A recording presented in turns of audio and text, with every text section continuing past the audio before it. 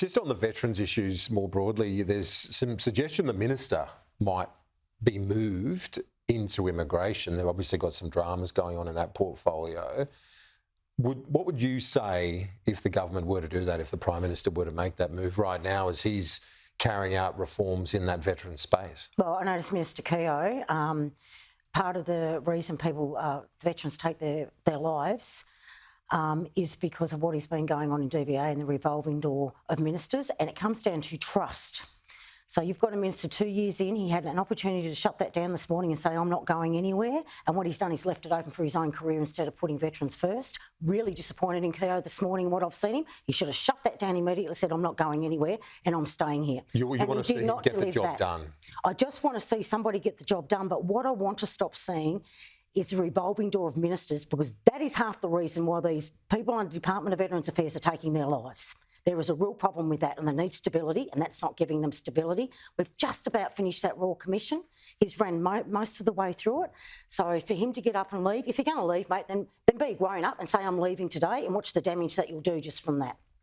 Okay. But shut it down. You're calling on him to shut it down. I'm telling him to shut it down right now, because every minute he's wasting is every minute he's losing trust again that he's tried to build with these veterans. Well, we will follow that up today because, certainly his name's been in the mix for a possible shift. We'll monitor that throughout the day, as I said. Now, on a couple of other matters, Chris Bowen's written a very strong piece in The Australian today, again repudiating nuclear as a possibility in this country. What's your assessment of whether or not it's realistic in Australia? Oh my goodness, I have to laugh. This is a government that is in power right now, and it can't even tell us, it hasn't even settled where low-level nuclear waste is going.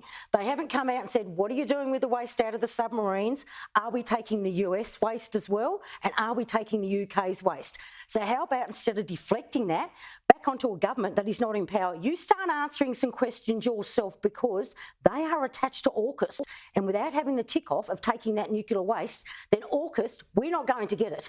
So stop the deflecting and come out and answer these questions. I'm about to head into estimates, and I'll tell you what, I've got some beauties. And as to whether we take US waste as well. Yeah, US waste as well. US, UK, what is going on?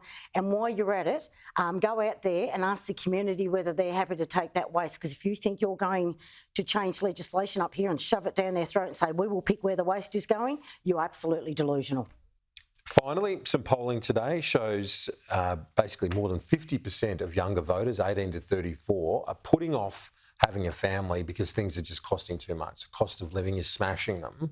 That wouldn't be much of a surprise to you, I take it? No, it's not a surprise to me whatsoever. I think we've been seeing this cycle go on for a while, where those people, whereas, you know, we were having still kids at 20, 21, our parents were having at 16 or 17.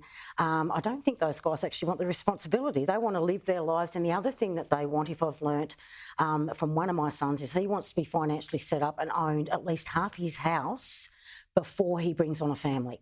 So they've got financial security before they get there. So, yeah, I think we're in a bit of trouble. I don't think that going out there and saying, hey, we need you to have 3 or 4 kids is going to work at this point in time. It sounds like the baby bonus as well, that idea was put to some of them in the research and they rolled their eyes.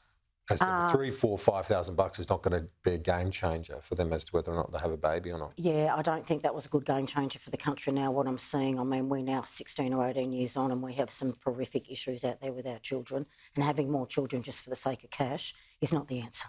Jacqui Lambie, thank you. As always, appreciate it. You're welcome. Thanks for having me on.